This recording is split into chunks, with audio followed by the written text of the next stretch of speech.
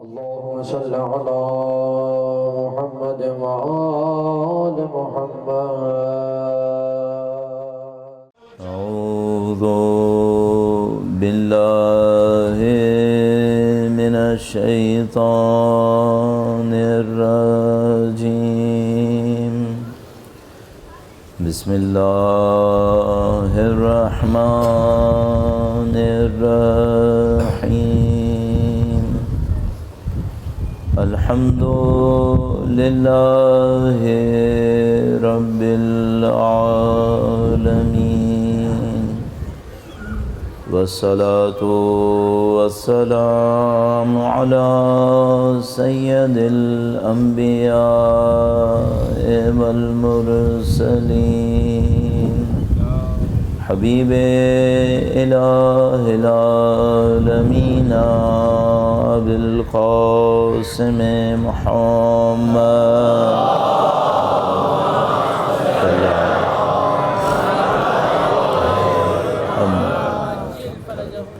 وعلى آله الطيبين الطاهرين،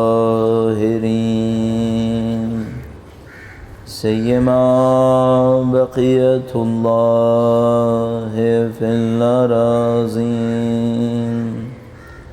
قال الله تعالى في كتابه الكريم: بسم الله الرحمن الرحيم.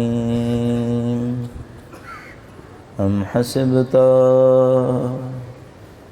أن أصحاب الكهف والرقيم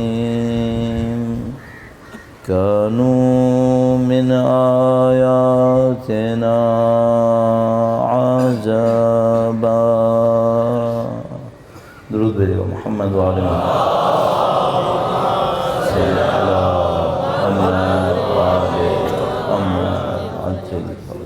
پروردگار عالم کا انتہائی احسان، انتہائی لطف و کرم ہے کہ اس نے ہمیں عرفے کے دن دیکھنا نصیب فرمایا، سید الشہداء کے فرش پر بیٹھنا نصیب فرمایا.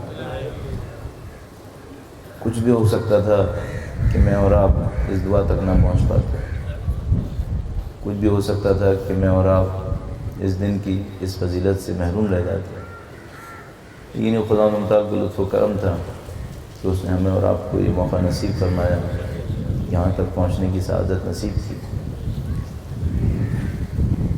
شاید دنیا والے نہ سمجھ پاتے ہوں کہ مسلم بن عقیل کون،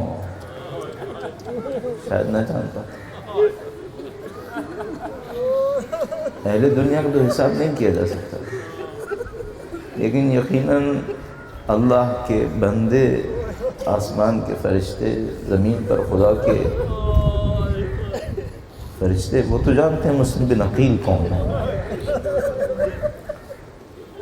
شاید جب مسلم بن عقیل کوفہ میں شہید ہو رہے ہوں گے تو ان کے غم میں رونے والے بھی بہت کم ہوں گے، لیکن فرشتے تو اس وقت بھی روئے ہوں گے. آج جب آپ مسلم بن عقیل کے غم میں یہاں بیٹھے ہیں، اہل دنیا کو کیا پتا کہ کیا ہو رہا ہے، لیکن یہ جو دعاؤں کے اندر بار بار ہے، سلام ہو آپ پر، ان ملائکہ پر جو آپ کی قبر کی زیارت میں مشغول ہے، جو فرشتے عامر مومنین کی قبر پر ہیں، جو فرشتے مولا سید الشہداء کی قبر پر ہیں، جو فرشتے مسلم بن عقیل کی قبر پر ہیں، وہ تو آپ سب کو جانتے ہیں.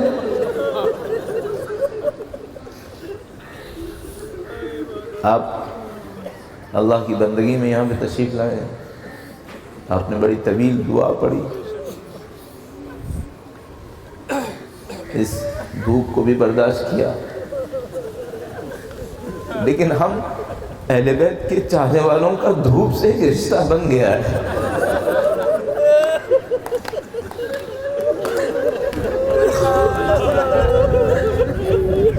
ہم جو اہل بیت کے چاہنے والے ہیں، جرات نہیں کر رہا کہ میں کہوں شیعہ ہیں، نہیں، چاہنے والے ہیں. ہم جو چاہنے والے ہیں نا، ہماری ایک لغت بنی ہوئی ہے، ہمارا ایک رشتہ بنا ہوا ہے. اگر کوئی اہل بیت کے چاہنے والے کے سامنے کہنا میں پیاسا ہوں پانی دے دو،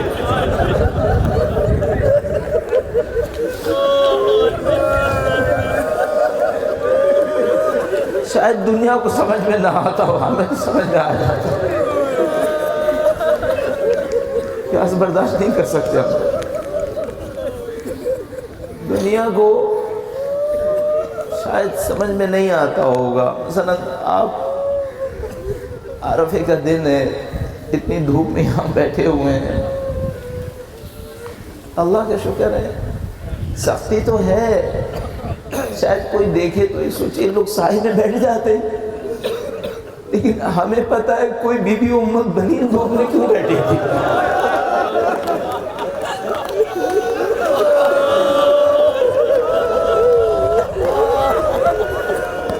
اگر کبھی مجھے امام حسین کے نام پر دھوپ میں بیٹھنا ہو تو میں فوراً سوچ پاتا ہوں ایک بی بی ساری زندگی بیٹھی تھی، ہم لوگوں کا رشتہ جڑ چکا۔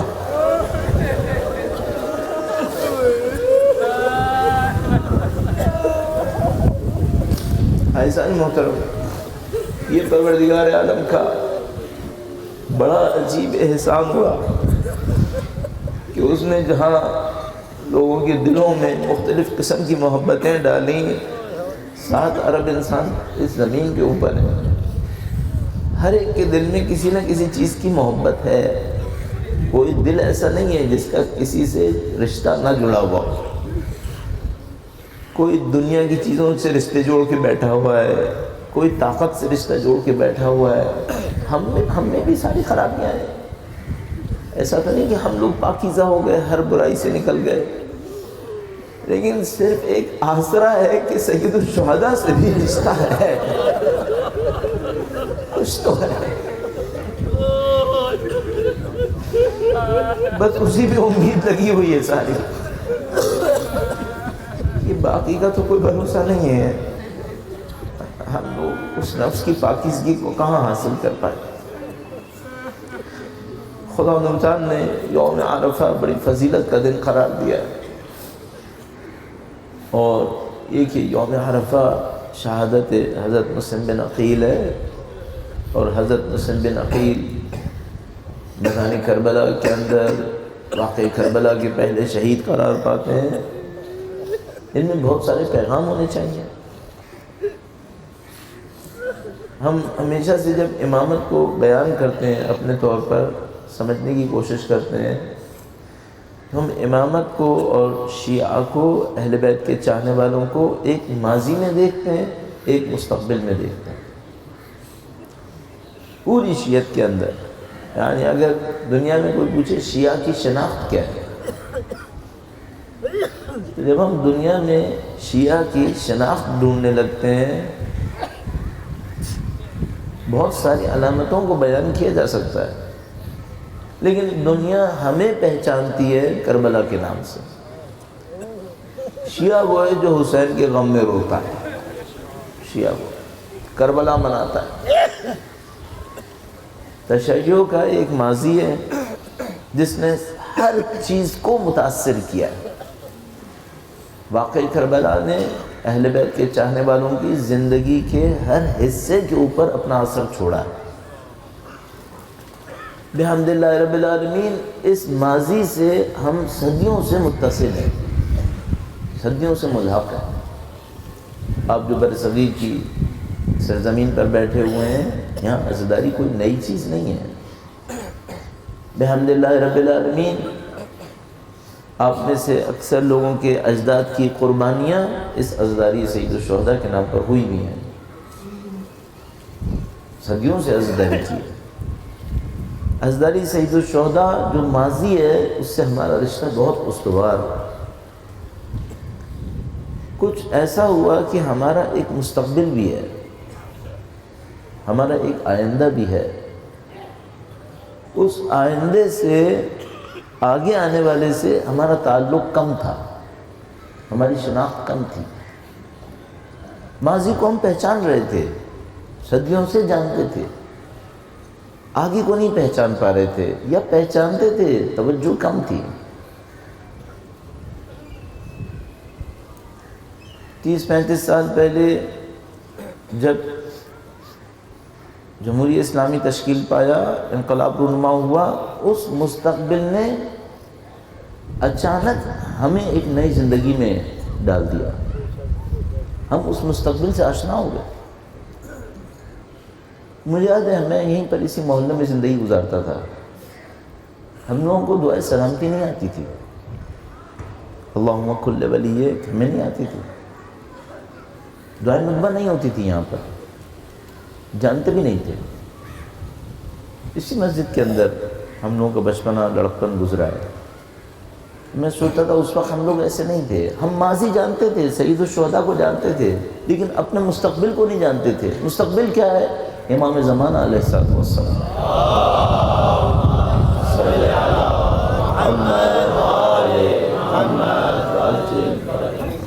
اپنے مستقبل کو نہیں پہچان پا رہے تھے.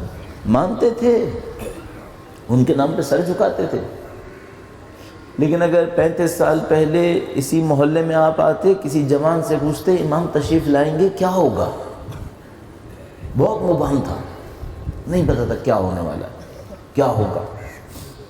آپ پوچھیں 2 دعائیں بتا دو امام کے نام پر 30-35 سال پہلے، لوگ نہیں جانتے تھے. اس سے پہلے کا اس لیے نہیں عرض کرا کہ میں نے دیکھا نہیں اسے، اتنا تو مجھے یاد آتا. اچانک یہ جو انقلاب اسلامی رونما ہوا، اس نے ہمارے مستقبل کو ہمارے سامنے لا کے رکھ دیا. ہاں یہ مستقبل ہے آپ کا. اچانک ہماری شناخت اپنے وقت کے امام کے بارے میں بڑھنا شروع ہو گئی. اس موضوع پہ ہماری توجہ ہونا شروع ہو گئی.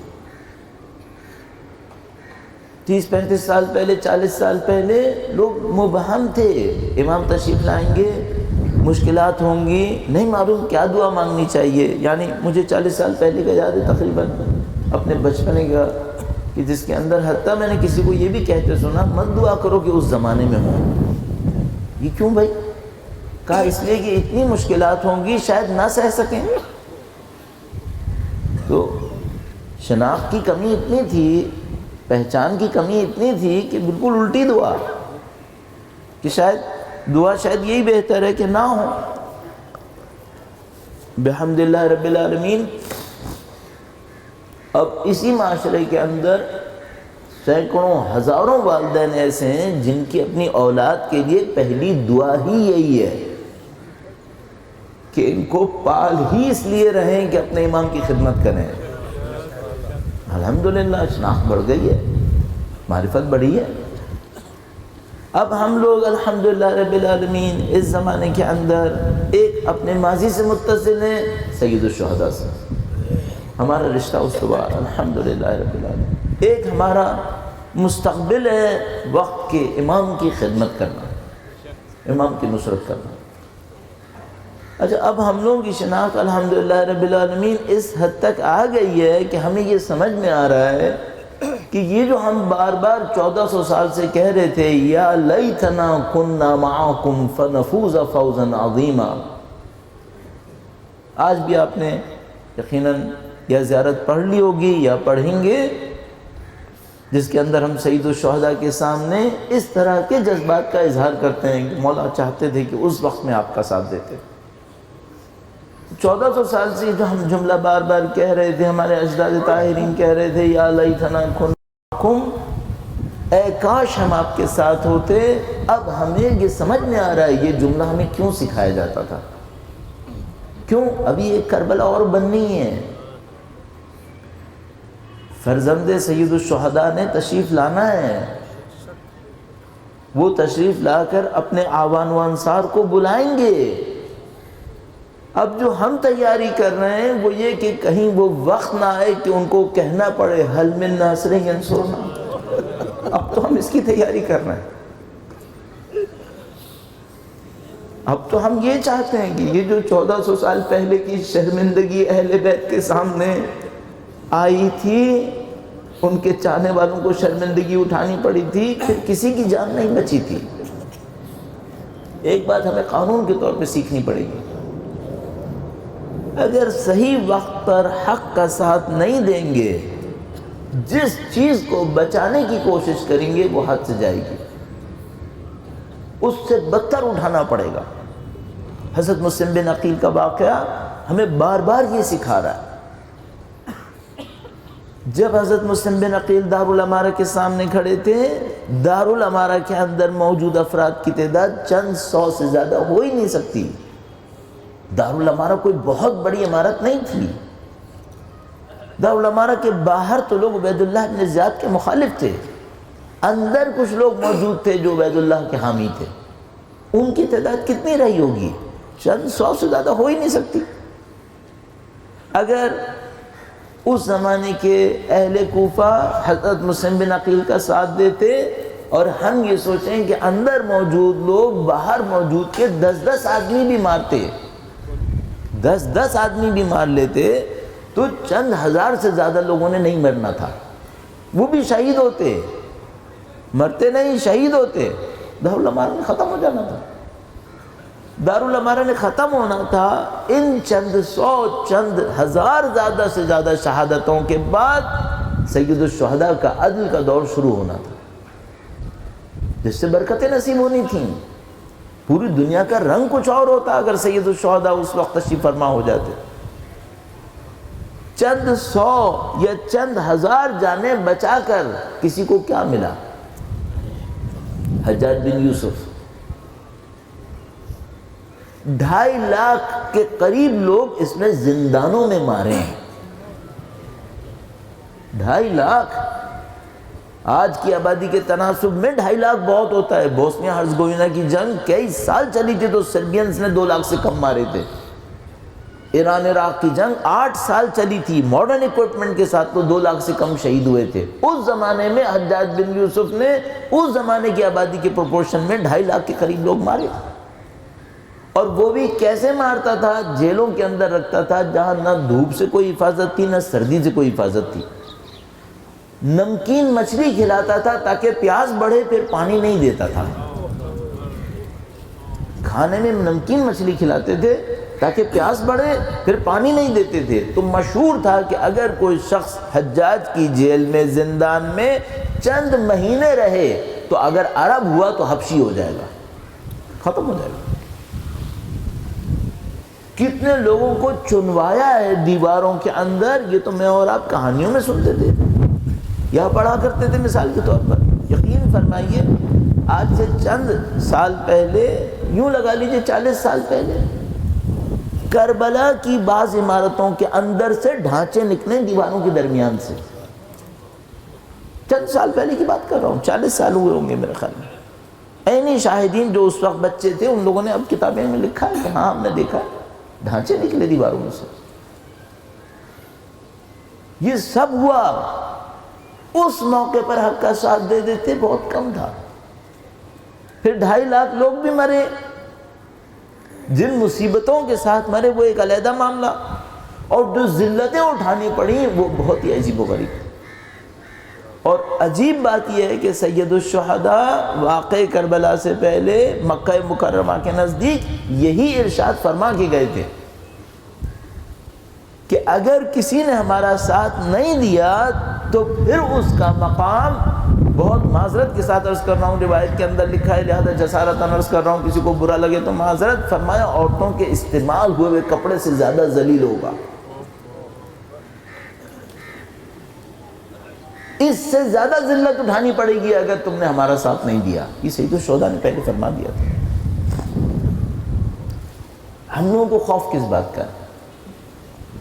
یہ تو ہمیں سمجھ میں آ رہا ہے ہمارا ایک ماضی ہے، یہ بھی ہمیں سمجھ میں آ رہا ہے ہمارا ایک مستقبل ہے، الحمدللہ رب العالمین۔ اب اس پر توجہ بھی بڑھ رہی ہے، صرف مشکل ایک رہ گئی ہے، جو تیاری چاہیے ہے وہ ہوئی ہے یا نہیں ہوئی ہے؟ مولا سید و سردار نے آنا ہی آنا ہے، اللہ کے رسول کے وعدے موجود ہیں، ان کو فتح ہونی ہے، اللہ کے رسول کے قطعی وعدے موجود ہیں، ان کا لوگ ساتھ دیں گے، اس میں بھی کوئی شبہ نہیں ہے۔ صرف ایک سوال ہے، میں اور آپ کہاں ہوں گے؟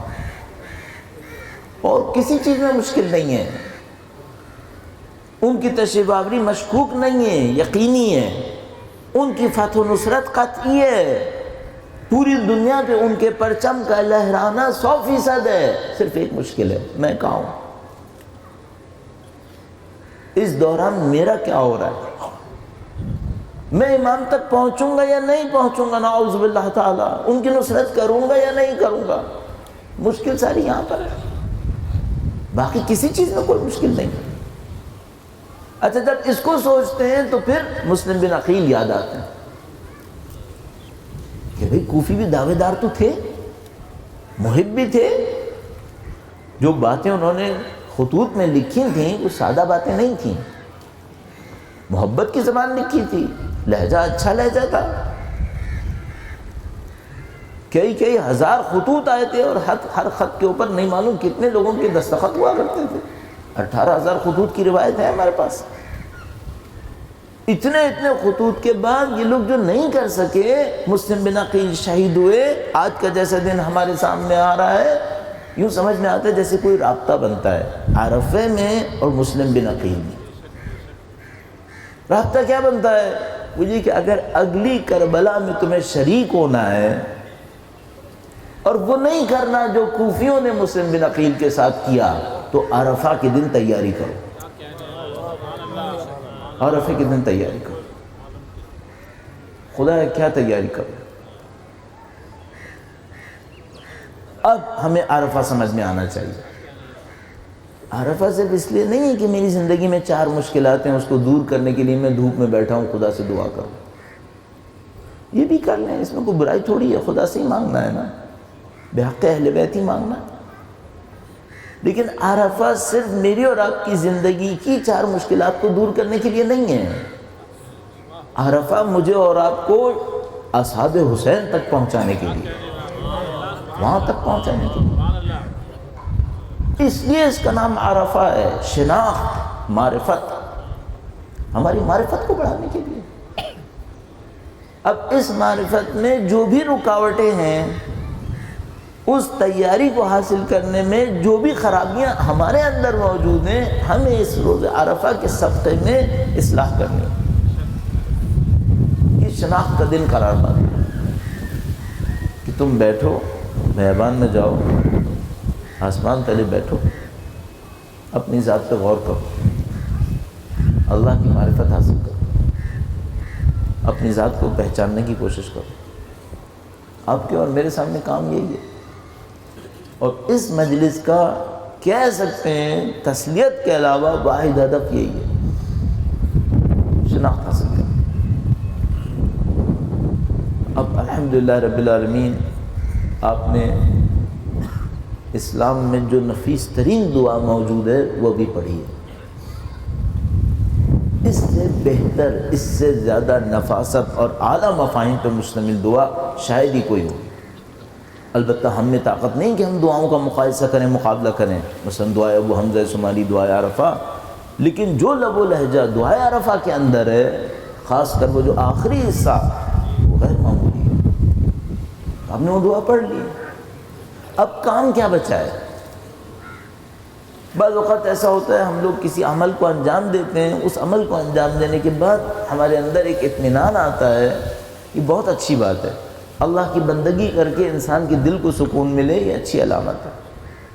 لیکن صرف ایک مشکل رہ جاتی ہے، وہ یہ کہ جو کام ہونا تھا وہ ہوا ہے یا نہیں ہوا ہے.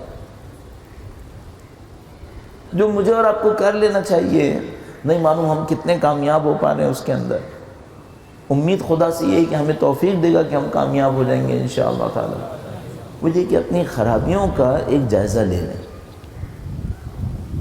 اپنے نفس کا ایک تجزیہ کریں.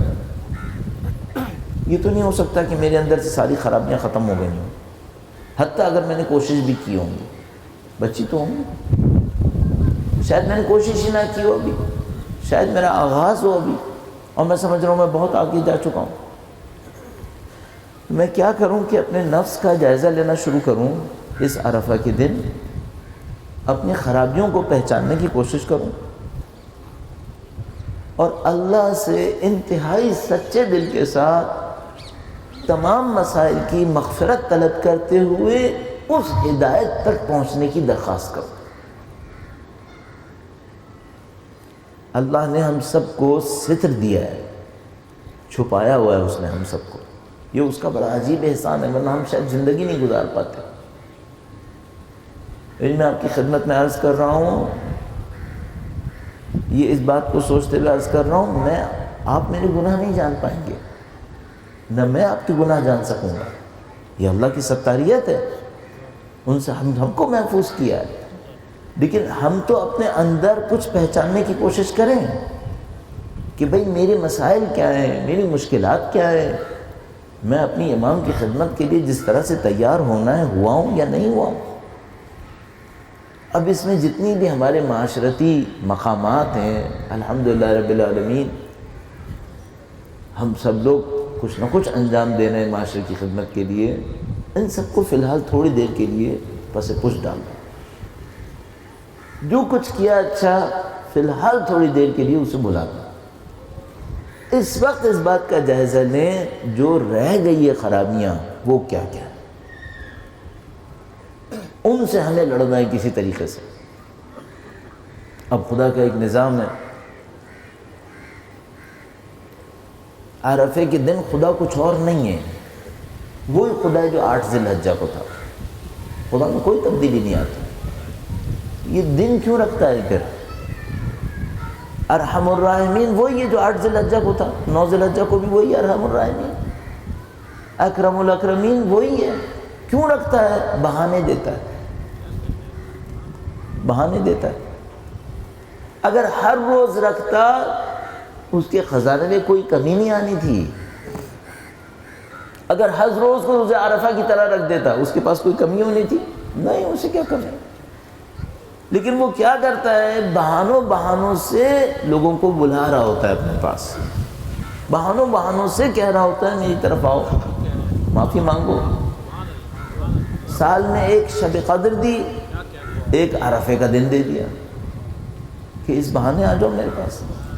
الحمدللہ رب العالمین، آپ اس بہانے کو لیتے ہوئے خدا کے سامنے پہنچ گئے، الحمدللہ۔ اب آپ نے اس خدا سے طلب کرنا ہے کہ خدایا دنیا تو گزر ہی جائے گی، جو لوگ اپنی عمر کے کئی سال گزار چکے ہیں نا، شاید وہ میرے اس جملے کا مطلب بہت آسانی سے سمجھ جائیں گے۔ دنیا گزر جائے گی۔ ابھی جن کی عمر 15-17 سال ہوگی، 20 سال ہوگی، وہ سمجھ رہے ہوں گے آگے دنیا بہت پڑی ہے۔ جن کی عمریں گزر رہی ہیں نا، گزر چکی ہیں، ان سے پوچھو کیا ہوا؟ دنیا گزر جائے گی، اس کا کچھ نہیں ہونا۔ نہ میرے اور آپ کے جانے سے ختم ہوگی، نہ میرے اور آپ کے رکنے سے رکے گی، اسے کچھ نہیں ہوگا۔ اس میں کچھ بھی کر لو، اللہ کے نزدیک مچھر کے پر سے برابر بھی نہیں ہے۔ اس دنیا نے گزر جانا ہے، صرف مشکل یہ رہ جائے گی لے کے کیا جانا ہے، بس یہ ہے، اور کچھ نہیں ہے یہاں پر۔ ہم سب کو دھوکہ ہوتا رہتا ہے، میں اپنے جیسے کے لیے عرض کر رہا ہوں، ہم سب لوگوں کو دھوکہ ہوتا رہتا ہے کہ شاید یہاں پہ بھی کچھ ہے۔ ہم سب کو معلوم ہے یہاں کچھ نہیں ہے، یہاں صرف یہ ہے کہ کوئی خدمت کر لو،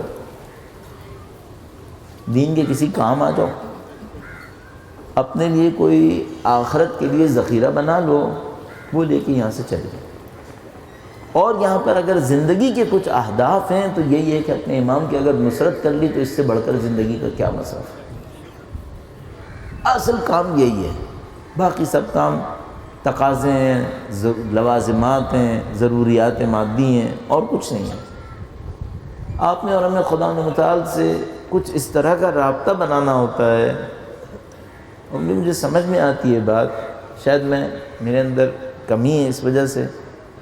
1 گھنٹہ انسان دعا پڑھتا ہے نا، چند منٹس آتے ہیں جو صحیح رابطے والے ہوتے ہیں، بس باقی تو یوں ہی ٹائم گزر جاتا ہے۔ دعا پڑھ رہے ہیں، مثلا کسی کو سمجھ میں آ رہا ہے، کسی کو نہیں سمجھ میں آ رہا، کسی کا ذہن کہیں چلا گیا، کسی کا ذہن کہیں آ گیا۔ اس 1-2 گھنٹہ 3 گھنٹہ کی پریکٹس میں چند سیکنڈ یا چند منٹ آتے ہیں جب میرے اور آپ کا دل خداوند متعال سے جا کر جڑ جاتا ہے۔ اس کو بڑھا دیں بس، اور اس سے کوئی فائدہ لے لیں۔ جب وہ وقت آئے کہ جس میں آپ کا اور ہمارا دل خدا سے جڑ جائے، اس وقت پر خداوند متعال سے کوئی بہت اچھی اور قیمتی چیز طلب کر لیں۔ بس. اور یہ بھی میں آپ کی خدمت میں عرض کروں کہ اگر واقعاً دل جڑ جائے گا، واقعاً جڑ جائے، اللہ جانتا ہے یہ کیسے ہوتا ہے، لیکن اگر واقعاً جڑ جائے تو شاید آپ میں مانگنے کی طاقت نہیں ہوگی، شاید مانگنے کی طاقت نہیں ہوگی. اس وقت پر صرف خواہش یہی ہوگی کہ کسی طرح یہ وقت بڑھ جائے، بڑھے. اس وقت یوں لگتا ہے. اچھا انسان سوچے میں جس وقت خدا سے اس طرح کے رابطے میں گیا میں کچھ نہ مانگ سکا تو کیا ہوگا؟ کچھ نہیں ہوگا. جس سے مانگنا ہے وہ تم سے زیادہ جانتا ہے. نہیں بھی مانگو گے تو کیا نقصان ہوگا؟ وہ تو تمہیں جانتا ہے، رگ و روپ کو پہچانتا ہے. بس ایک پوائنٹ اور اضافہ کروں گا عزیزان محترم. حقیقت یہ ہے کہ یہ مجلس ایسی ہونی چاہیے، شاید میں سمجھتا ہوں کہ اس میں ریکارڈنگ نہ ہو، شاید، تاکہ کھل کے بات کی جا سکے، دل کی بات کی جا سکے. ریاکاری کے جو بہت سارے امکانات ہیں ان میں سے ایک یہ بھی ہوتا ہے. تو یہ بھی چیپٹر کلوز ہو کسی طریقے سے، لیکن بہرحال جو کسی بھی جیسا بھی ہے، اب میں بھی رسک لیتا ہوں. ہمیں کیا چاہیے؟ آپ مثال کے طور پر یہاں تشریف فرمائیں، چند منٹس میں آپ اٹھ کے جانے والے ہیں. الحمدللہ رب العالمین آپ نے بہت اچھا وقت گزارا ہے، اور جو میری اس وقت کی خواہش ہے وہ یہ کہ آپ کے اس بہت اچھے وقت میں چند سیکنڈز کا میں بھی اضافہ کر سکوں کسی طریقے سے. کیسے کرنا چاہیے اس کام کو؟ مجھے جو بات سمجھ میں آتی ہے میں آپ کی خدمت میں عرض کروں گا. تھوڑا سا اپنے دل میں سوچے گا، اور بالکل اس طرح سوچے گا جیسے آپ کہیں اور ہیں. شاید بیابان اسی لیے انتخاب کیا جاتا تھا کہ ادھر ادھر دیکھنے کی بھی کوئی چیز نہ ہو. یوں سوچے گا، ایک سیکنڈ کے لیے اپنے دل کو مکمل توجہ دے کر خدا کی طرف لے کر جائیے گا، اور اپنے آپ سے پوچھیے گا کہ خدا مجھے چاہتا ہے یا نہیں چاہتا. خدا کی محبتوں کو درک کر، خدا کے احسانات کو درک کر. اگر نہ چاہتا ہوتا تو کیا کچھ کر سکتا تھا؟ چاہتا ہے یا نہیں چاہتا؟ تو خدا کی محبتیں عجیب ہیں، بہت عجیب ہیں. ابھی مجھے ڈر یہ لگتا ہے خدا تو چاہتا ہے، لیکن کہیں ایسا تو نہیں کہ میرے گناہوں نے اس کی محبت کے درمیان رکاوٹ ڈال دی. وہ تو بہت چاہتا ہے.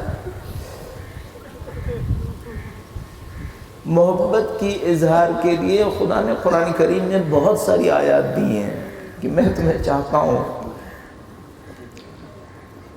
مجھے ڈر کیا ہے؟ مجھے ڈر یہ ہے کہ وہ تو چاہتا ہے لیکن میں گناہ گار ہوں، میں نے پتہ نہیں خدا کو کتنا ناراض کیا ہو. میرے ان گناہوں کی وجہ سے ایسا تو نہیں کہ خدا کی محبت میں کمی آ گئی ہوگی. تو خدا عجیب وعدے دیتا ہے، کہتا ہے اگر تم مجھ سے توبہ کر لو نا تو میں تمہیں اتنی محبت دوں گا. اے خدا تو کتنی محبت دے گا. کہتا ہے اگر تم سچے دل سے توبہ کرو نا شرمندہ بھی نہیں ہونے دوں گا. شرمندہ بھی نہیں کروں گا. اب انسان لوگ کیسے نہیں ہیں، ہم سے کوئی غلطی کرے حتیٰ کہہ دے بھائی معاف کر دے میں نے غلطی کی تھی، کچھ نہ کچھ دکھا دیتے ہیں، کچھ نہ کچھ کر دیتے ہیں. خدا ایسا نہیں ہے. اس صفت کو کیا کہتے ہیں؟ اس صفت کو کہتے ہیں کریم ہے. کریم، کرامت خدا اس کو کہتے ہیں. اللہ کی جو کرامت کا چیپٹر ہے، باب ہے. ہم لوگ جو بہت کیلکولیٹڈ لوگ ہوتے ہیں نا، حساب کتاب کرنے والے، 2 2 4 کرنے والے، ہم لوگ بعض اوقات یہ محبتیں نہیں سمجھ پاتے. ہم لوگ حساب کتاب میں لگے رہتے ہیں، یہ کام کروں گا اتنا ثواب ملے گا، یہ کام کروں گا یہ ہو جائے گا. یہ باتیں کون زیادہ سمجھتا ہے؟ یہ معمولاً جو سادہ دل لوگ ہوتے ہیں نا، جن کو ہم لوگ بیوقوف سمجھ رہے ہوتے ہیں، یہ لوگ اللہ کی محبت کو زیادہ سمجھ جاتے ہیں. یہ لوگ زیادہ سمجھتے ہیں. ہمارے پاس روایت موجود ہے، فرمایا کہ اہل جنت میں سے بہت سارے لوگ اتنے ہوں گے، ایسے ہوں گے دنیا میں تو ان کی گواہی بھی قبول نہیں ہوگی۔ سادہ دل لوگ ہوں گے، ان کو مکاریاں نہیں آتی ہوں گی، ان کو ہوشیاریاں نہیں آتی ہوں گی، سادگی کے ساتھ زندگی گزارنے والے۔ ہم لوگ جیسے نہیں ہیں۔ یہ جو سادہ دل لوگ ہوتے ہیں، یہ اللہ کے نبی کے پاس آتے تھے، اللہ کے نبی ان کو بتاتے تھے، انبیاء کرام علیہ السلام کے واقعات موجود ہیں، اور ان واقعات میں سے ایک دو سنا کر آپ کی زحمت تمام کروں گا تاکہ آپ کے اور میرے دل خدا سے نزدیک آ جائیں۔ آپ دھوپ میں بیٹھے ہیں، آپ دھوپ کی شدت کو تو احساس کر ہی سکتے ہیں۔ حضرت موسیٰ علیہ السلام کے زمانے میں کبھی بارش نہیں ہو رہی تھی۔ حضرت موسیٰ علیہ السلام کے پاس آئے، کہا اے موسیٰ بارش نہیں ہو رہی، کہا نماز استسقاء پڑھو۔ اس زمانے میں کیسے نماز استسقاء پڑھتے تھے اللہ جانتا ہے۔ ایک بیابان کے اندر لے گئے، نماز پڑھی، بارش نہیں ہوئی۔ لوگوں نے کہا کہ اے اللہ کے نبی، ہم گناہگار لوگ ہیں، ہماری وجہ سے تو بارش نہیں ہوگی، شاید آپ اللہ کے نبی ہیں، آپ نے بھی نماز پڑھی ہے، شاید آپ کی وجہ سے بارش ہو جائے، اللہ سے دعا کر۔ پوچھے کیوں بارش نہیں ہوتی؟ حضرت موسیٰ علیہ السلام نے اللہ سے کہا کہ خدا تیرے بندے ہیں، ضعیف ہیں، کمزور ہیں، نادار ہیں، تیری رحمت کے منتظر ہیں، بارش کے منتظر ہیں، پیاسے ہیں، ان پہ رحم کر دے، ان پہ باران رحمت نازل کر۔ نبی اور امام ہوتا ہے نا، اس کا دل باپ سے زیادہ مہربان ہوتا ہے۔ مولا 8ویں امام کا جملہ یاد آ گیا، الامام کالوالد الشفیق، کہا امام مہربان باپ کی طرح ہوتا ہے۔ اب میں آپ سے صرف ایک جملہ کہوں گا، بیچ میں عرض کر رہا ہوں، واقعے کو واپس لاؤں گا۔ کتنے بچے یتیم ہو رہے ہیں ہمارے معاشرے کے اندر نا، ان سب کو میں کہوں گا دیکھو میں اور تم کچھ نہیں کر پائیں گے، لیکن تمہارا ایک باپ دیکھ رہا ہے، مطمئن رہو، کوئی تمہارے لیے کچھ نہیں کر سکے گا۔ ہم لوگوں میں کوتاہیاں بھی ہیں، ہم لوگ بہت غلطیاں کرنے والے ہیں، لیکن بیٹا مطمئن رہنا، تمہارا ایک باپ ہے، وہ بہت مہربان ہے، تمہیں کبھی اکیلا نہیں چھوڑے گا۔ کوئی بچی ہو اپنے باپ سے جڑی ہوئی ہو، اس کا باپ شہید ہو گیا ہو، اس کو بھی یہی تسلی دیجیے گا، اصلی باپ ہے، مرا نہیں ہے، زندہ ہے۔ اور قوم ہونے کے ناطے جب ہماری قوم کی آوازیں اٹھتی ہیں نا کہ بھئی ہمارا کیا ہوگا، ہمارے کیا ہوگا، تو میرا دل کہتا ہے کاش ہمیں کوئی سمجھا ہے، تم لاوارث نہیں ہو، تمہارا وارث ہے، تمہارا سرپرست ہے۔ حضرت موسیٰ علیہ السلام کے پاس آئے، کہا موسیٰ بارش کروا دو۔ امام نبی اور امام مہربان باپ کی طرح ہوتا ہے، خدا کے سامنے کہ خدا ہے تو ان پہ لطف کر دے، ان پہ رحم کر دے، ٹھیک ہے گناہگار ہیں لیکن اب تیرے سامنے معافی مانگ رہے ہیں، نماز پڑھ لی ہے، بیابان میں بیٹھے ہیں، ان کے لیے بارش برسا دے۔ گویا خدا نے خطاب کیا حضرت موسیٰ علیہ السلام سے، کہا موسیٰ قبول، میں بارش برسانے کو تیار۔ سب گناہگار ہیں، ٹھیک ہے، ایک گناہگار ایسا ہے اس نے بہت تنگ کیا ہے مجھے، میری بہت نافرمانی کی، جو حکم میں دیتا ہوں اس کے خلاف کرتا ہے، جرأت دکھاتا ہے، جسارت دکھاتا ہے، اہانت کرتا ہے میرے دین کی، اتنا گناہگار ہے، اتنا گناہگار ہے، باقی لوگوں کے گناہ بخش دوں گا، بارش کر دوں گا، اس کے ہوتے ہوئے نہیں کروں گا، اور میں نے آج تک اس کے گناہوں پہ پردہ ڈالا تھا، آج اس کو بے عزت کروا دوں گا۔ اے موسیٰ اس گناہگار سے کہو تو خود جانتا ہے کہ تو گناہگار ہے، محفل سے اٹھ کر جاؤ، اور اگر محفل سے اٹھ کر نہیں گیا نا تو یہ قیامت تک بھی بیٹھے رہیں، پھر ایسی بارش نہیں ہوگی۔ اگر یہ گناہگار ہے نہیں بارش کروں گا۔ حضرت موسیٰ علیہ السلام واپس آئے، لوگوں سے کہا اے لوگوں تمہارے درمیان ایک گناہگار بیٹھا ہے،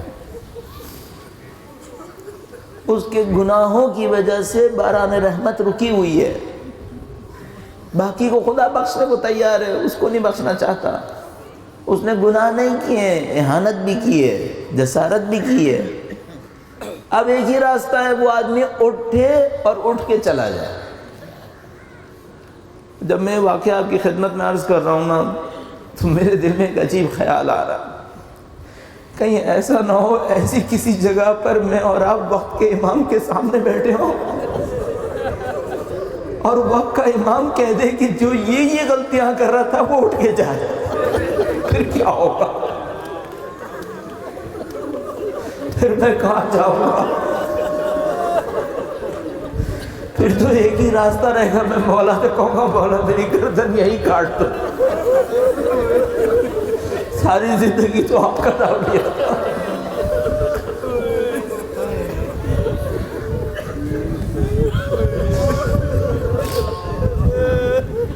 وہ جو گناہگار تھا وہ سمجھ گیا کہ میں ہوں مصیبت، میں نے کیا ہے، اپنی بے عزتی سے ڈرنے لگا، اٹھ کے جاؤں گا بے عزت ہو جاؤں گا لوگوں کے درمیان۔ لوگ تو نہیں جانتے تھے نا کہ اتنا گناہگار ہے۔ وہیں بیٹھے بیٹھے خدا سے ایک جملہ کہا اس نے، کہنے لگا خدا تو عجیب ہے، میں نے سارے گناہ تیری ستاریت کی وجہ سے کیے، میں سوچ رہا تھا تو پردہ ڈالے رکھے گا، میں نے بھی گناہ کر دی، خدا تو نے ستار ہو کر آج تک پردے ڈالے تھے، آج مجھے بے عزت کرنا چاہتا ہے۔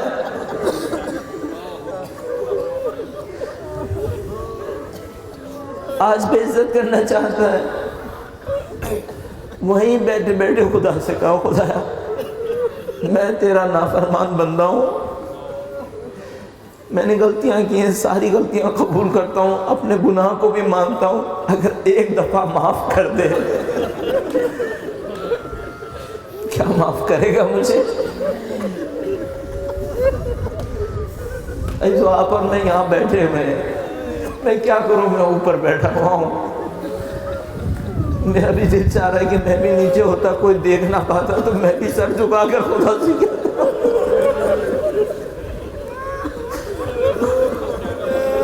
کہ خدا گناہ تو تو جانتا ہے، یہ تھوڑی جانتا ہے، بخشنے والا بھی تو ہی ہے۔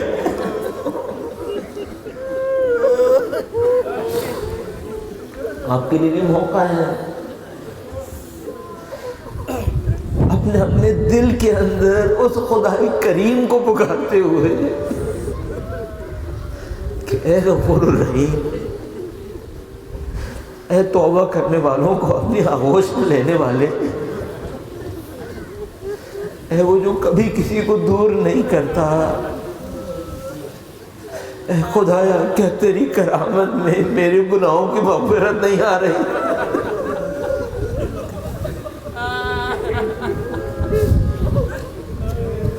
تو خدا کی رحمت تو بہت وسیع ہے، بہت وسیع ہے۔ اس گناہگار نے کہا خدایا اگر آج معاف کر دے تو میری عزت بچا لے تو میں گناہ چھوڑ دوں گا۔ حضرت موسیٰ علیہ السلام مجمع میں دیکھتے رہے کہ کوئی اٹھ کے جا رہا ہے یا نہیں جا رہا، کوئی اٹھ کے نہیں جا رہا تھا۔ اچانک دیکھا بارش ہونے لگی، بارش ہونے لگی۔ لوگوں نے کہا موسیٰ آپ نے تو کہا تھا اگر کوئی اٹھ کے نہیں گیا تو بارش نہیں ہوگی۔ اللہ سے کہا خدایا کیا معاشرہ ہے؟ کہنے لگا موسیٰ اس بندے نے توبہ کر لی، ختم ہو گیا معاملہ، اب بارش بھی برسا رہا۔ حضرت موسیٰ نے کہا خدایا اس کا مطلب ہے ان لوگوں کی دعائیں قبول ہو گئی بارش کے لیے؟ کہا نہیں، ان کی نہیں، اس گناہگار کی قبول کی ہے۔ خدایا تو کتنا قریب ہے، ابھی تھوڑی دیر پہلے تو اتنا غضبناک تھا کہ اس کو آج بے عزت کر دوں گا، اس کو آج رسوا کر دوں گا، ابھی اتنا محبت کرنے لگا۔ تو حضرت خدا نے کیا کہا؟ کہا موسیٰ اس نے توبہ کر لی ہے، در کرامت کھلا ہے۔ ایک عجیب معاملہ ہوا، حضرت موسیٰ نے کہا خدایا وہ تیرا اچھا بندہ ہو گیا؟ کہا میرا بہت اچھا بندہ ہے، میرا برگزیدہ بندہ ہے، اب تو وہ اب میرا منتخب بندہ ہے۔ حضرت موسیٰ نے کہا خدایا میں تیرے اس منتخب بندے سے ملنا چاہتا ہوں، مجھے ملا دے اس سے۔ خدا نے کیا کہا؟ کہا موسیٰ جب گناہ کر رہا تھا تب تو بتایا نہیں تھا، اب بے عزت کروں گا اسے میں، اب تو میرا عزیز ہے۔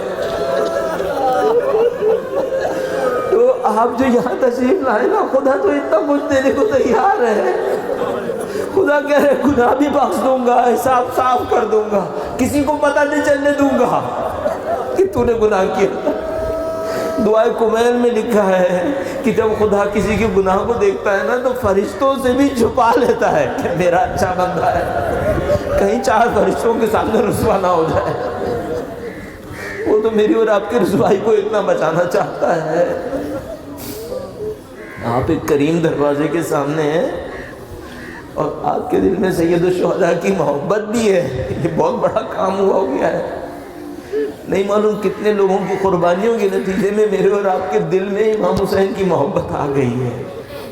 بس ایک واقعہ اور عرض کروں گا، آپ کی زحمت تمام کروں گا، اللہ کے اور میری اس خلیل کو اپنی بارگاہ میں قبول کر لے، اس کے صدقے میں اور آپ میں سے جو اچھے لوگ یہاں پر بیٹھے ہیں ان کی دعاؤں کے صدقے میں ہم سب کے گناہوں کی مغفرت فرما دے۔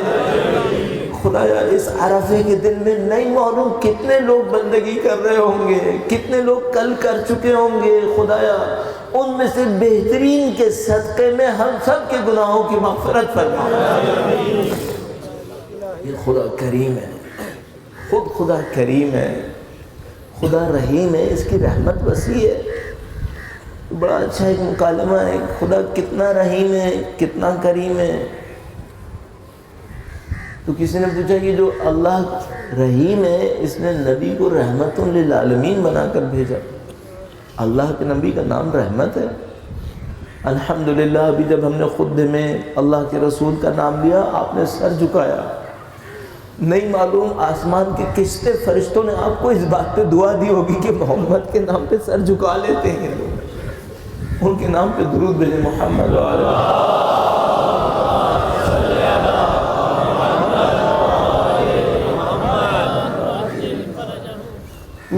رحمت للعالمین، کتنی رحمت ہے اللہ کے نبی کی۔ بڑا اچھا جواب دیا کسی نے، کہا جتنا رب العالمین کی ربوبیت ہے اتنا رحمت للعالمین کی رحمت ہے۔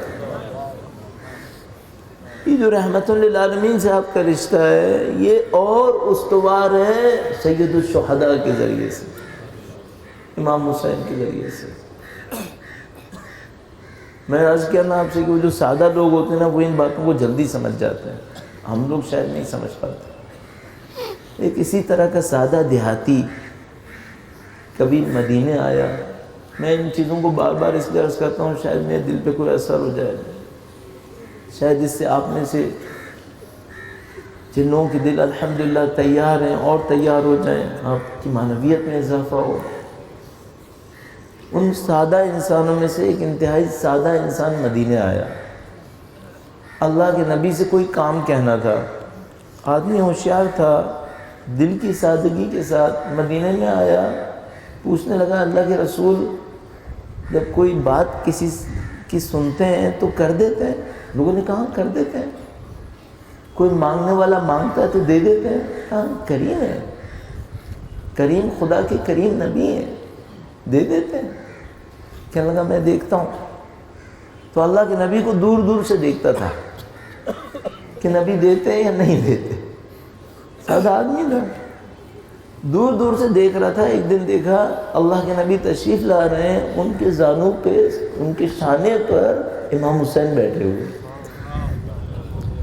لوگوں سے پوچھا یہ اللہ کے نبی ہیں؟ کہاں اللہ کے نبی؟ کہا یہ کون ہے جو ان کے شانے کے اوپر بیٹھے ہوئے؟ کہا یہ ان کے نواسے حسین ہیں۔ کہا بہت چاہتے ہیں، بہت چاہتے ہیں۔ اگلے دن امام حسین گلی میں کھیل رہے تھے، امام حسین کے پاس آیا، کہنے لگا نواسے رسول آپ اپنے نانا کے سامنے میری سفارش کر دیں گے، میری سفارش لے جائیں گے آپ ان کے سامنے؟ امام حسین نے کہا میں کر دوں گا، کروں گا۔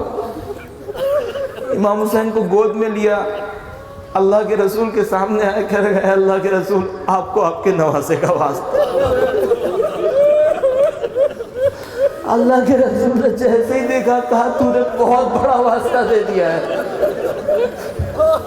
اب تو جو کہے گا میں کر دوں۔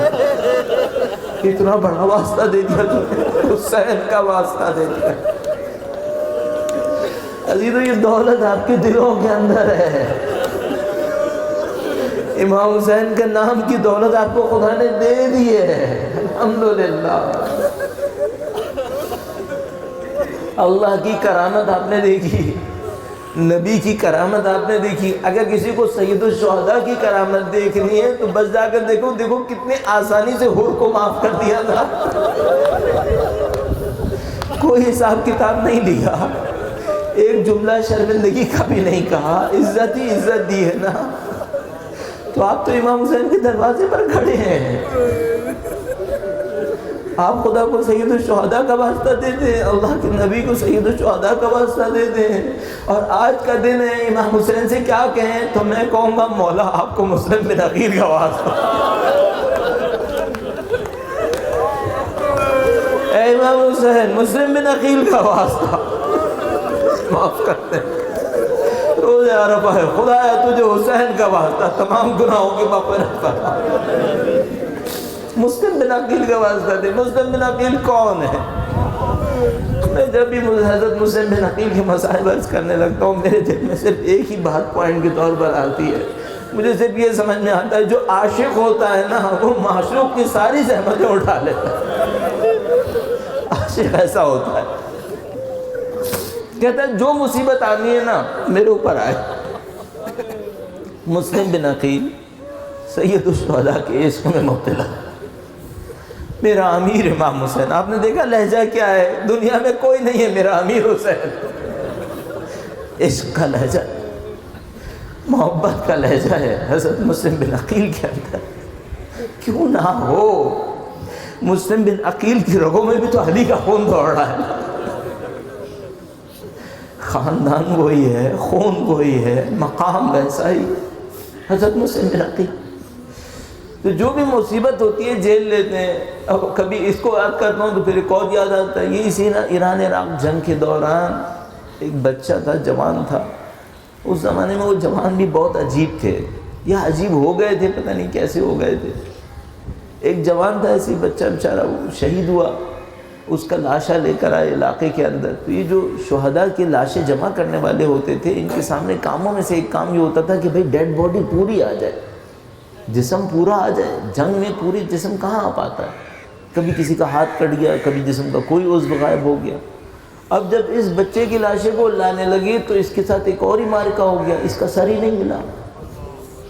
اب بیچارے بڑے پریشان ہوئے کہ بھئی ہم جسم تو لے جائیں گے، اگر سر ہی نہیں ہوگا تو ذرا ایک لمحے کو سوچنا ماں کس کی پیشانی پہ بوسہ دے، ماں کی ایک آخری خواہش ہوتی کہ بھائی کسی کی پیشانی پہ بوسہ دے دو۔ بس میں تو صرف ایک جملہ عرض کروں گا، پتہ نہیں فاطمہ نے حسین کی پیشانی پہ کیسے بوسہ دیا،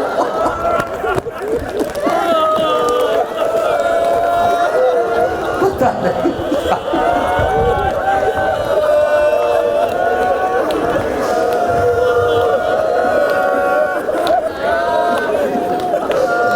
میں آپ سے کہوں گا، بھائی بن کے کہوں گا، رو میرے دوست رو،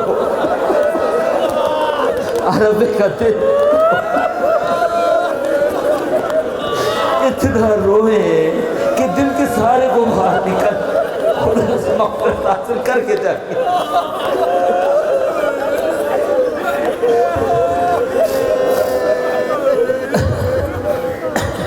ابھی بھی سیدہ کی غم میں روئے نا، آیت اللہ بہجت کہتے تھے کوئی سیدہ کے غم میں ایک دفعہ رو پڑے اللہ جنت میں دے دے۔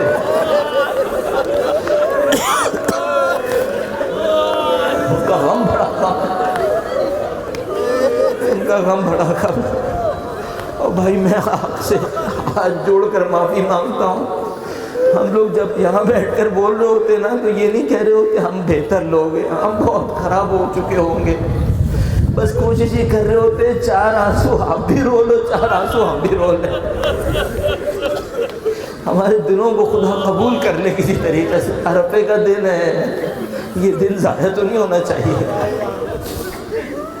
تو بچے کا لاشا لے کر آئے، اس میں سر نہیں تھا، ماں کو کیا جواب دیتے، بڑے شرمندہ ہوئے، بڑا ڈھونڈا نہیں ملا، بالآخر خاندان دے شہداء کے سامنے کھڑے ہو گئے، شہداء کے خاندان کے سامنے کہ بھئی ہم معافی چاہتے ہیں، ہم نے بڑا ڈھونڈا، ہمیں سر نہیں ملا۔ تو اب اس میں رسم یہ ہوتی ہے کہ بھئی جب لاش آتا ہے تو بچے کا وصیت نامہ نکالا جاتا ہے، شہید نے وصیت نامہ لکھا ہوتا ہے، ہر شہید لکھتا تھا۔ تو اس بچے کا وصیت نامہ نکالا تو وہ وصیت نامہ جب نکلا نا تو پتہ چلا کہ سر کیوں نہیں آیا۔ وصیت نامے میں لکھتا ہے خدایا میرے مولا حسین کا سر کہیں اور تھا، جسم کہیں اور تھا، میرے سر کو جسم کے ساتھ نہ لا،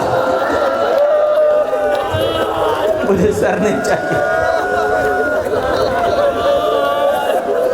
مولا کا عاشق ہے نا، مولا کے عاشق ایسے ہوتے ہیں۔ خدا کسی کو امام حسین کے عشق میں مبتلا کرتے وہ قربانیاں دیتے۔ مسلم بن عقیل کون ہے؟ عشق حسین کا اعلیٰ ترین مظہر مسلم بن عقیل۔ اچھا اگر حضرت مسلم بن عقیل سید الشہداء کے عشق کا مظہر ہے تو سید الشہداء کی ساری مصیبتوں کو جھیل رہے ہوں گے؟ ہاں وہ خوشی سے جھیلیں گے۔ تو پھر ایک ایک کر کے گننا شروع کرتے ہیں۔ میرے مولا امام حسین غریب الوطن تھے، مسلم بن عقیل غریب الوطن ہوئے یا نہیں ہوئے؟ ارے نہ صرف غریب الوطن ہوئے، امام سے بھی دور تھے بیچارے۔ باقی کربلا والے تو مصیبت میں پڑتے تھے تو امام کا چہرہ نزدیک سے دیکھ لیا کرتے تھے۔ مسلم بن عقیل تو بیچارے ایسی مصیبت میں پڑے ہیں، آنکھوں کے سامنے امام کا چہرہ ظاہری طور پہ نہیں آتا تھا۔ البتہ یقیناً امام حسین نے لطف و کرم کیا ہوگا، مسلم بن عقیل کی ہر مشقت میں ساتھ ساتھ چلے ہوں گے، مسلم بن عقیل کو کہہ رہے ہوں گے کس طرح، جیسے جب زینب چل رہی تھی تو فاطمہ کہہ رہی تھی بیٹی تو اکیلی نہیں ہے، تیری بات میرے ساتھ۔ امام حسین ہر مرحلے میں مسلم بن عقیل سے کہتے ہوں گے مسلم تو اکیلا نہیں ہے، تیرا امام میرے ساتھ۔ غریب الوطن کوئی ایسا ہوتا ہے؟ تو آگے گھر کے سامنے بیٹھے ہیں اکیلے۔ اس عورت نے کہا، مومنہ نے کہا کہ دیکھ تو شکل سے شریف النفس ہے، تیرا حسب نسب اعلیٰ لگتا ہے، آج کی رات سخت رات ہے، عبید اللہ ابن زیاد کے لشکر والے ڈھونڈتے پھر رہے ہیں، میرے گھر کے سامنے نہ بیٹھ، اگر میرے گھر کے سامنے کسی نے بیٹھا دیکھ لیا تو کہیں میری شکایت حاکم سے نہ کر دے۔ مسلم بن عقیل نے کہا میں چلا جاتا ہوں، کوئی مسئلہ نہیں ہے، میں تو خود غریب الوطن ہوں، مجھے کسی نے بلایا تھا پھر بلا کے ساتھ نہیں دیا میرا۔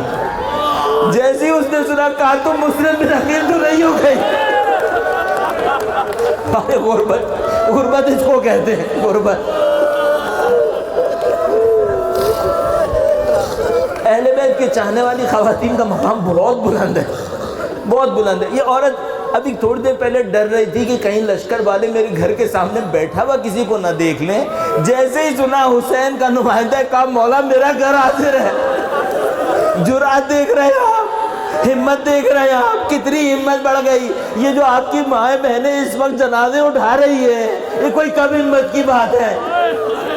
ان کی ہمتیں کیسے بڑھ گئی؟ اہل بیت کے چاہنے والی خواتین کا مقام بلند ہے۔ رو لیجیے اچھا، عرفے کا دن ہے، غلطی سے بھی مت سوچے گا کون بول رہا ہے، یہ سوچے گا کون دیکھ رہا ہے، کون دیکھ رہا ہے۔ حقیر کی زبان سے بھی کوئی اچھی بات سننے ہیں، رونے والے کے اوپر۔ مسلم بن عقیل 2 منٹ اور مسائل۔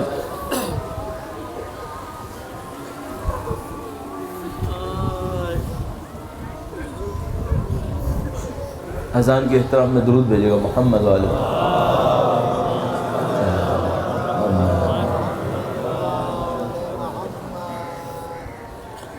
ایک بار پھر اذان کے احترام میں درود بھیجے گا محمد والے۔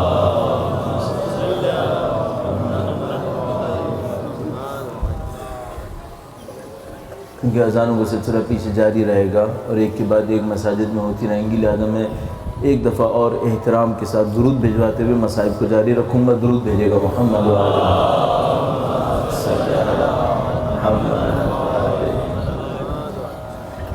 تو انہوں نے کہا میرے گھر پہ آ جائیں،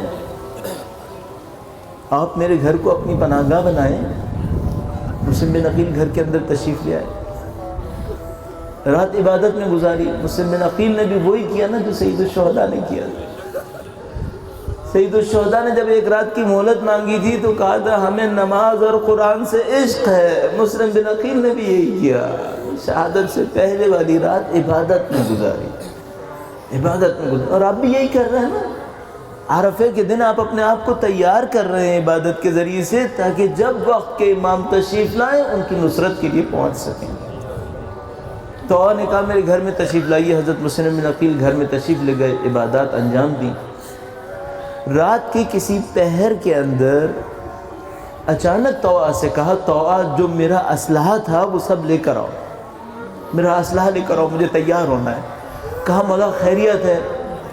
مسلم بن عقیل بنی ہاشم میں سے ہیں نا، امیر المومنین کے خاندان میں سے ہیں، جنگ کے ماہر ہیں، جنگ کے ماہر۔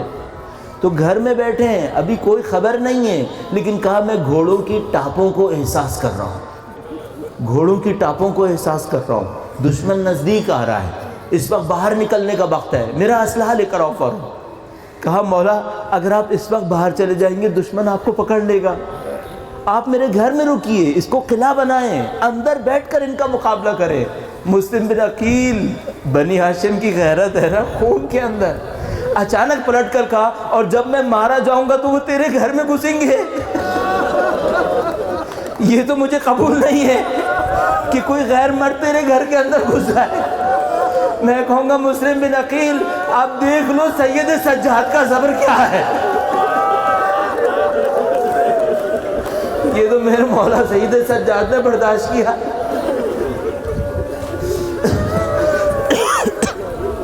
اس لیے کہتے ہیں سید صابرین، پانی پہ تو سب نے صبر کیا تھا، جنگ پہ سب نے صبر کیا تھا، زخم سب نے برداشت کیے تھے، لیکن زنجیروں میں جکڑ کر بازاروں میں جائے یہ تو مولا سید سجادی نے کیا۔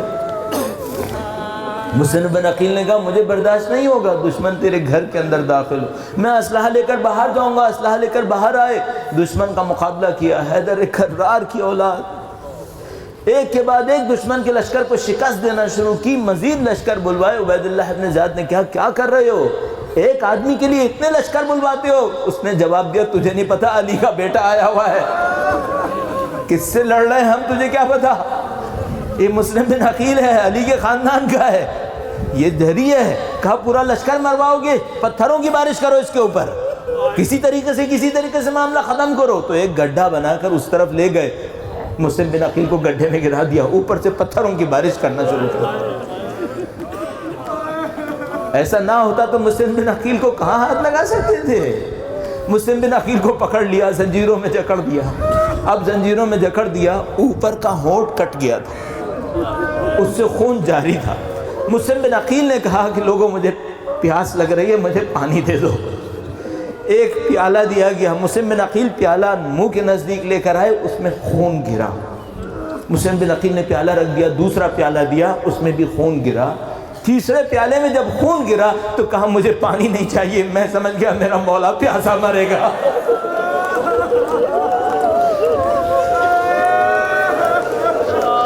یہ وہ عاشق نہیں ہے جو بعد میں مصیبت جھیلتا ہے، یہ وہ عاشق ہے جو پہلے مصیبت جھیل رہا۔ میرے مولا پیاسا کرے گا، اب مجھے پیاسا جانا چاہیے۔ مسلم بن عقیل نے پیاس کو ترجیح دی، کہا میں پیاسا جاؤں گا، اگر ایک نظر شباہت دیکھنی ہے نا تو بس پھر نہر القمہ پر ابو الفضل کو دیکھ لو، اگر شباہت دیکھنی۔ پیاسے گئے دارالامارہ میں آ گئے، پھر وہی محبت کا لہجہ، میرا امیر صرف حسین، میں کسی کے سامنے کچھ نہیں دکھوں گا۔ کہا اس کے سامنے، کہا نہیں ختم ہو گیا معاملہ، میرا امیر حسین ہے۔ کہا کوئی وصیت ہے؟ کہا ایک وصیت ہے۔ کیا وصیت ہے؟ کہا کوئی میرے حسین کو بتا دے کہ کوفہ نہ آنا۔ کوفہ بدل گیا۔ کہا وہ تو جری ہیں، وہ تو بہادر ہیں، ان کو کیا ڈر؟ کہنے لگا نہیں مجھے ان کا ڈر نہیں ہے، ان کے ساتھ خواتین بھی آ رہے ہیں، ان کے ساتھ بھی بچے بھی ہیں۔ وہی مسلم بن عقیل کا غیرت کا انداز بار بار سامنے آتا ہے۔ مسلم بن عقیل کو دارالامانہ سے گرا دیا. اگلے لمحوں میں ایک عجیب مرحلہ آیا, ایک عجیب منظر آیا. مسلم بن عقیل, مسلم ابن اوسجہ, حبیب ابن مظاہر, لاشیں رسیوں سے بندھی ہوئی ہیں کوفہ کی گلیوں میں, گھسیٹے جا رہے ہیں, لاشیں گھسیٹ رہے. کوئی پوچھے بھائی یہ تو طریقہ کار نہیں تھا عربوں کا, عرب جب ایک دوسرے سے جنگ کرتے تھے تو لاشوں کا تو احترام کرتے تھے. اب کوئی کیا بتائے کہ یہ مسلم بن عقیل حسین کا وہ واحد ساتھی ہے جو لاشیں کی پامالی میں بھی شریک ہو گیا ہے. آپ کو وہ منظر یاد دلاؤں, عصر عاشورہ کا منظر, جب سارے لاشیں پامال ہونے کے لیے رکھے تھے, سب کا کوئی نہ کوئی والی وارث آ گیا تھا, سب لاشیں اٹھا لیے تھے, میدان میں صرف حسین کا لاشا رہ گیا تھا. تو بی بی زینب نے تڑپ کر کہا تھا سب کا کوئی وارث ہے, کوئی میرے بھائی کا وارث نہیں ہے. مسلم بن عقیل اس غم حسین میں شریک ہیں. کہا میں لاشا پامال کراؤں گا, میرا بھی لاشا پامال کرو, لیکن میں کہوں گا دس بستہ مسلم بن عقیل, حسین پھر حسین ہے, حسین پھر حسین ہے. میں بس ایک جملہ عرض کروں, مسلم بن عقیل بس ذرا یہ بتاؤ جب تمہاری شہادت کی خبر پہنچی تو تمہاری بچی کے ساتھ کیا ہوا؟ امام حسین نے بچی کو بلا کر زانوں پہ بٹھایا, سر پہ ہاتھ پھیرا, گلے میں کانوں میں گوشوارے لٹکائے.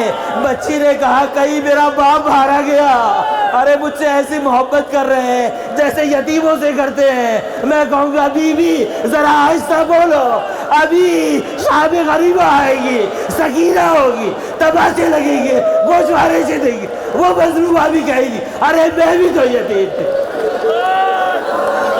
میں بھی تو یتیم ہوتی. اے خدایا اس غم کے صدقے میں, اس گریہ کے صدقے میں, حسین کی مظلومیت کے صدقے میں, حسین کے فرزند کے ظہور میں تعجیل فرما.